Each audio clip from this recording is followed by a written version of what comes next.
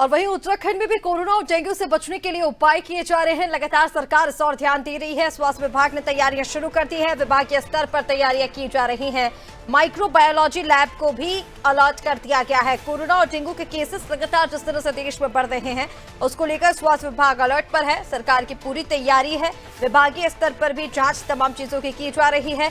साथ ही साथ microbiology lab को भी अलर्ट किया गया है। और चलिए, ज्यादा अपडेट के लिए सोनू हमारे साथ लगातार बने हुए हैं। सोनू, कोरोना और डेंगू के केसेस लगातार बढ़ते जा रहे हैं देश में, उत्तराखंड की क्या स्थिति है? शिका, इस वक्त लगातार डेंगू के जो मामले हैं वो बढ़ रहे हैं और अब उत्तराखंड में कोरोना ने भी दस्तक दे दी है। ऋषिकेश में ही कोरोना संक्रमित मामले सामने आए हैं।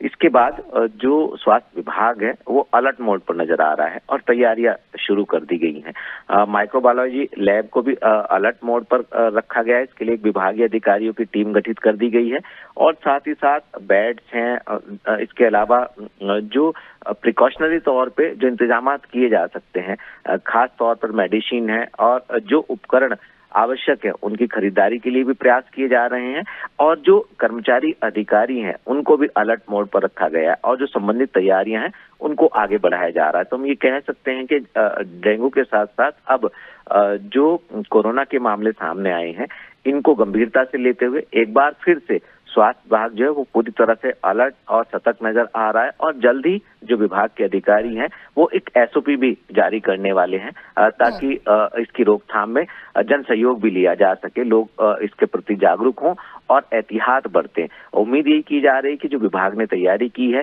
और जो आने वाले समय में जन जागरूकता पर विभाग फोकस करने वाला है, इससे समाज में भी एक जागरूकता आएगी और इसकी रोकथाम में जन सहयोग भी कहीं ना कहीं कारगर साबित होगा। बिल्कुल सोनू, ठीक कहा आपने। देखिए, जैसा कि आपने बताया कि लगातार स्वास्थ्य विभाग की ओर से तैयारियां की जा रही हैं। अस्पतालों को भी निर्देश दिए गए हैं। स्वास्थ्य मंत्रालय की बैठक भी इसको लेकर हुई थी। उत्तराखंड की अगर बात की जाए तो देखिए, फिलहाल तो स्थिति काबू में है, लेकिन देश में लगातार केसेस बढ़ रहे हैं। ऐसे में लोगों में कितनी जागरूकता और सतर्कता है कोविड को लेकर? क्या वो भी इन तमाम चीजों का जो भी आदेश निर्देश दिए जा रहे हैं उनका पालन करते नजर आ रहे हैं?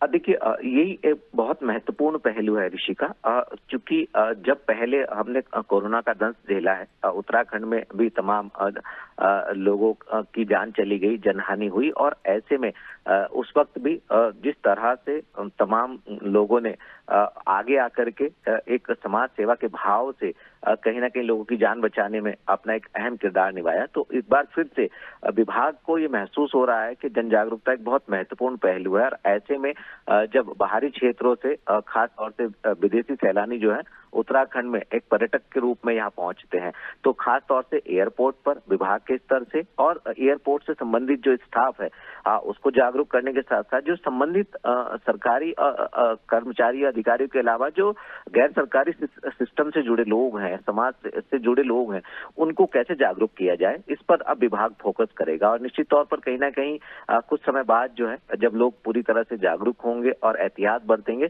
तो इसको कंट्रोल किया जा सकेगा। हालांकि ये बात भी सही है, आपने स्वयं भी इस बात का जिक्र किया कि अभी इस वक्त अगर आप गौर करेंगे तो डेंगू के साथ साथ कोरोना की स्थिति भी नियंत्रण में है।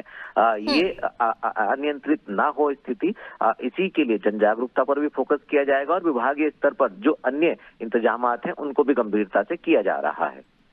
बिल्कुल सोनू, तमाम जानकारी के लिए बहुत शुक्रिया आपका। बने रहिए हमारे साथ, आगे भी आपसे अपडेट्स लेंगे।